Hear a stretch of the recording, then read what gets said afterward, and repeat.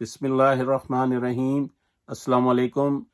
آج کی short video میں آپ کی خدمت میں برٹش ماہر نفسیات فلپا پیری کی کتاب the book you wish your parents had read میں سے 5 اہم نکات جو ہیں وہ آپ کی خدمت پیش کروں گا، جس کی تفصیل آگے چل کر اپنے voice of overseas with Nasir channel میں آپ کی خدمت میں علیحدہ سے پیش کروں گا۔